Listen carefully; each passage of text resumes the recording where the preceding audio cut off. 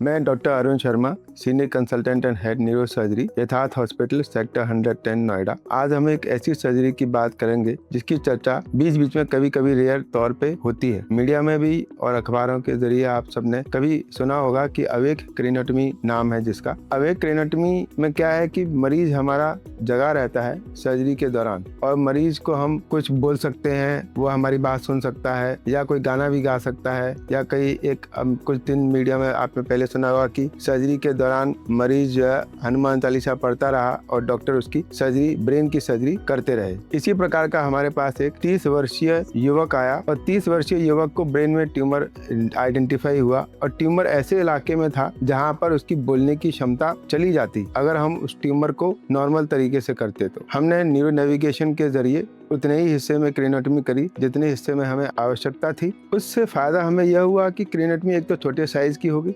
दूसरा हमने neuro navigation की सहायता से हमने उस एरिया को आइडेंटिफाई किया, और जब हमने उस ब्रेन ट्यूमर का डिसेक्शन शुरू किया तो हमने मरीज से बातचीत करनी चालू करी, और मरीज जितने टाइम हमने सर्जरी करी उस ट्यूमर को निकाला तो हम मरीज से बात करते रहे, और मरीज हमारी सवालों का या अपनी कहानियां बताता रहा। इससे हमें ये आइडिया रहा कि हम मरीज के बोलने वाले सेंटर को नहीं छेड़ रहे हैं, और इस प्रकार वह सर्जरी बड़ी सफल रही। युवक चलता फिरता रहा, बोलने की और समझने की अवस्था में रहा सर्जरी के बाद भी, और सर्जरी फिर बायोप्सी के बाद हमें पता चला कि ट्यूमर ज्यादा गड़बड़ किस्म का है, यानी कैंसर है, और उसको फिर हमने रेडियोथेरेपी के लिए भेज दिया। इससे मरीज की क्वालिटी ऑफ लाइफ मेंटेन रही, और यह अवेक क्रेनियोटमी से मरीज को काफी लाभ हुआ, जिससे कि उसकी क्वालिटी ऑफ लाइफ मेंटेन रही और वह बोल सकता है, समझ सकता है और चल फिर सकता है। आप अपने स्वास्थ्य का ध्यान रखें और स्वस्थ रहें।